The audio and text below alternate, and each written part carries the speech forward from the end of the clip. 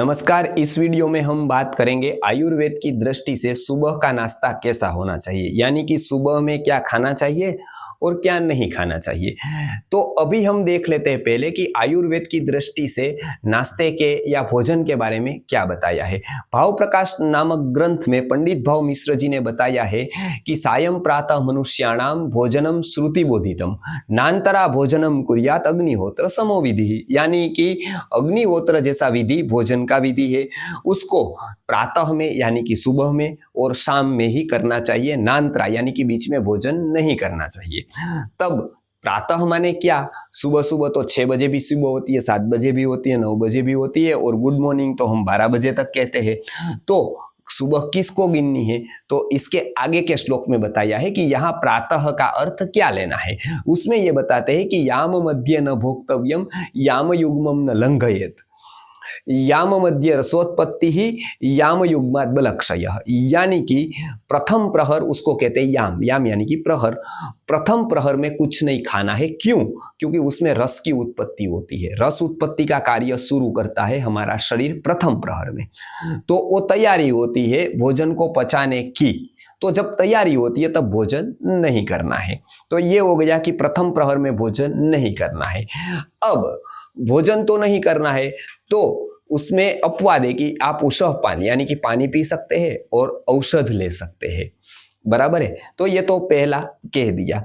दूसरा कहते हैं कि याम युग्मम, यानी कि 2 प्रहर को क्रॉस भी नहीं करना चाहिए, यानी कि सूर्योदय के बाद 6 घंटे चले जाए उससे पहले आपको भोजन कर लेना चाहिए, क्योंकि बाद में क्या होता है, जो पचाने वाला रस है उसका क्षय हो जाता है, तो खाना बराबर पचता नहीं है। तो ये कंडीशन यहां पर बता दी। अब हमको प्रश्न आएगा कि किसान लोग हैं, मजदूर लोग हैं, वो तो सुबह सुबह खा लेते हैं और उसको खाने मतलब वो खा लेते हैं और स्वस्थ भी रहते हैं। तो आयुर्वेद ने यह भी एक सिद्धांत बताया है कि जब आपको भूख लग जाए तो भूख के आवेग को रोकना नहीं है। साधारणता से इस समय पर भूख नहीं लगती है, बट आपका काम श्रम वाला है, आप श्रम पूर्ण जीवन जी रहे हो, आपने रात को खाया नहीं है या कम खाया है, बराबर, या आपने हेवी एक्सरसाइज की है, व्यायाम किया है, उस अवस्था में भूख लग सकती है, बराबर है। तो भूख लगेगी, भूख के आवेग को तो नहीं रोकना है, भूख के आवेग को रोकना नहीं है, कुछ ना कुछ खाना है, क्योंकि अग्नि प्रदीप्त हो गई है, अब उसको ईंधन चाहिए। ईंधन नहीं डालोगे तब तो धातु को ही जला देगी।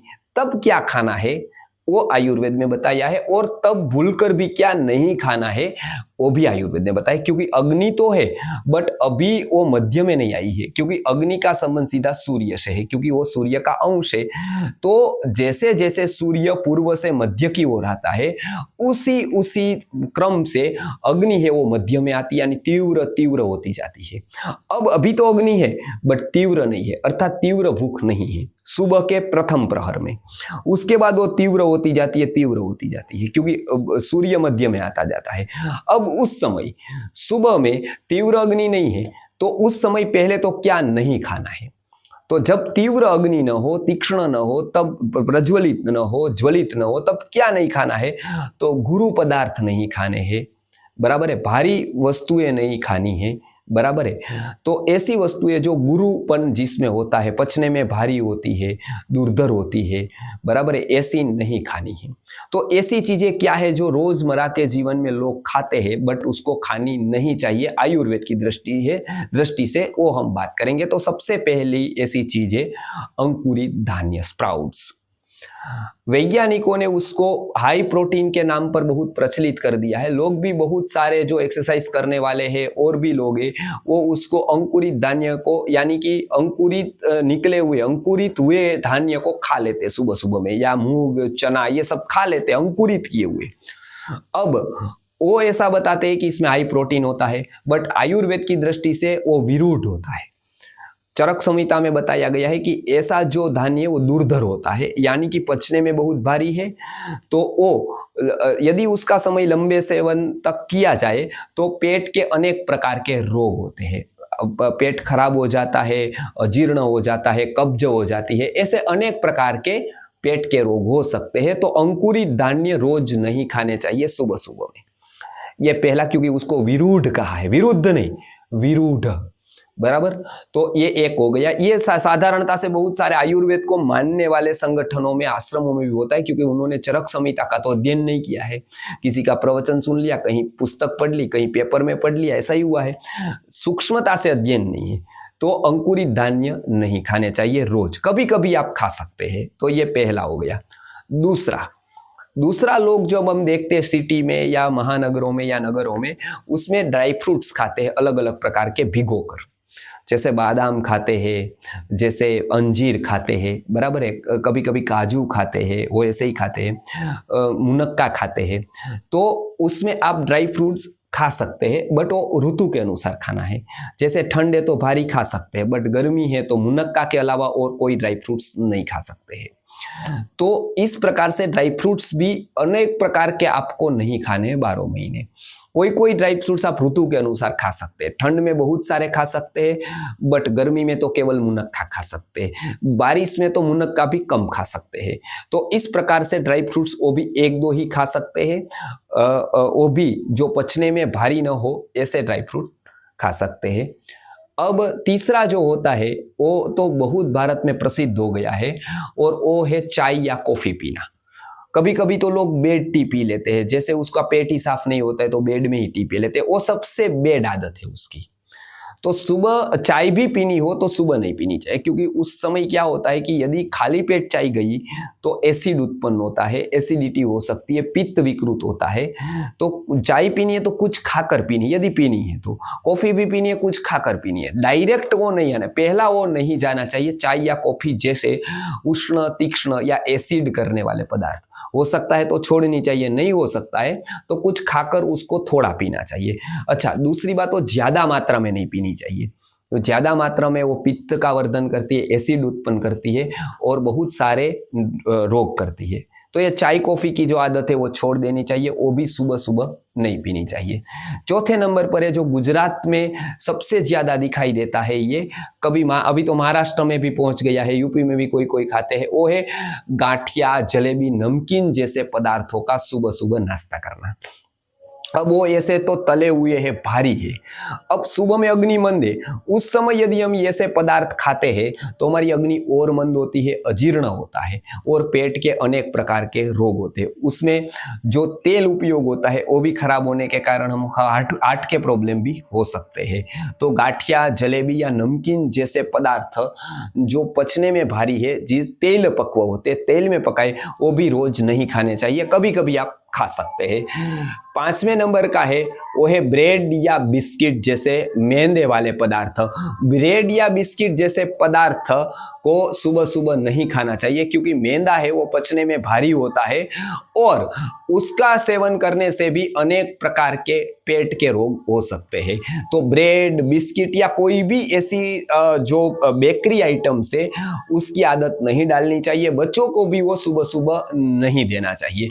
तो ये हमने देखे कि जो प्रसिद्ध है वो 5 चीजें क्या छोड़ देनी चाहिए, उसका सेवन प्रतिदिन नहीं करना चाहिए। अभी हम देखते हैं कि तो क्या खाए सुबह, भूख तो लग गई है, खाना तो जरूरी है।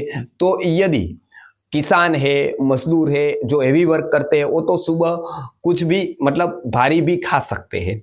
बट जो ऑफिस वर्क करते हैं, जिसका एक्सेस, जो बहुत ही मतलब ऑफिस में बैठकर काम करते हैं, बहुत श्रम वाला काम नहीं करते हैं, ऐसे लोगों को लघु भोजन करना चाहिए। लघु भोजन यानी क्या, जो तुरंत पच जाए। तो ऐसे भोजन में क्या था, ताकि जो भूख लगती है दूसरी बार दोपहर में, वो समय पर लग जाए। यदि अभी आप भारी खा लोगे तो दोपहर में समय से भूख नहीं लगेगी, और भूख नहीं लगेगी और आप खाओगे तो अजीर्ण हो जाएगा। तो इसके बैलेंस करने के लिए लघु आहार, भूख सहन नहीं हो रही है, लघु आहार करना जरूरी, कुछ खाना जरूरी है, तो क्या खाना चाहिए। तो आयुर्वेद में सबसे उत्तम आहार माना है वो है ज्वारी की दानी, जिसको लाजा कहते हैं। ज्वारी की दानी हमेशा पथ्य है, तो वो आप सुबह थोड़ी खा सकते हैं।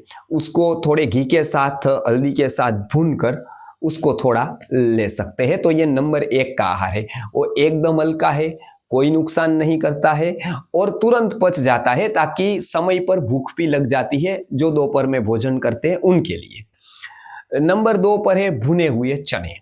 वो भी सदा पथ्य माने आयुर्वेद ने। भुने हुए चने भी शक्ति देते हैं और खास करके पचने में भी हल्के हो जाते हैं क्योंकि वो भुने हुए हैं। तो वो नंबर 2 पर है, भुने हुए चने का भी सेवन आप सुबह कर सकते हैं मात्रा में। नंबर 3 पर तो प्रसिद्ध है, अभी बहुत ही प्रचार हो गया है, वो है दलिया, जो उत्तर प्रदेश में तो खाया जाता है, मध्य प्रदेश में भी खाया जाता है। वो दलिया दलिया आप खा सकते हैं सुबह में मात्रा में। ऐसा नहीं कि उसको पेट भर खा ले, नहीं तो फिर दोपहर में भूख नहीं लगेगी, और अभी पेट भर खा लिया तो अग्नि तो अभी उतनी तीक्ष्ण नहीं हुई है, तो दलिया थोड़ा खा सकते हैं। नंबर 4 पर है पोहा, पृथु का, यानी कि पोहा वगैरह थोड़ा ले सकते हैं आप, तो वो भी आप ले सकते हैं, लेकिन मात्रा में ले सकते हैं। महाराष्ट्र के साइड पर ये पोहा का लेने का जो परंपरा है वो वहां पर है, तो पोहा थोड़ा ले सकते हैं सुबह में। 5वें नंबर पर है फल या तो दूध, या तो ऋतु अनुसार के फल आप ले सकते हैं थोड़े प्रमाण में, या तो आप गाय का दूध गर्म किया हुआ या उससे बना अर्जुन का काढ़ा ये ले सकते हैं। अब आप एक बात याद रखें, दोनों साथ में नहीं लेना है। फल और दूध आपको पता है, यदि नहीं पता है तो आप विरुद्ध आहार का हमारा वीडियो है इसी चैनल पर, वो आप पूरा देख लीजिएगा, उसमें पूरी की पूरी माहिती विरुद्ध आहार की दी है। तो या तो आप सुबह में ऋतु अनुसार के फल खाइए, वो भी आप देख ले कि इस ऋतु के फल कौन से हैं, उसी ऋतु के या तो 1-2 फल ले लीजिए, वो प्रॉपर वो फल खाइए, या तो फिर दूध पिए। तो दूध हमेशा उपलब्ध रहता है गाय का, और उसमें अर्जुन डालकर पिएंगे। अर्जुन की चाय आती है जो हमारी, वो अलग अलग औषधियों से बनी होती है, तो चाय कॉफी के स्थान पर ये बहुत ही अच्छा विकल्प है।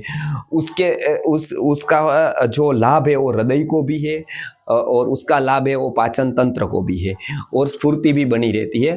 तो अर्जुन चाय है वो चाय का श्रेष्ठ विकल्प है, वो दूध में डालकर आप ले सकते हैं।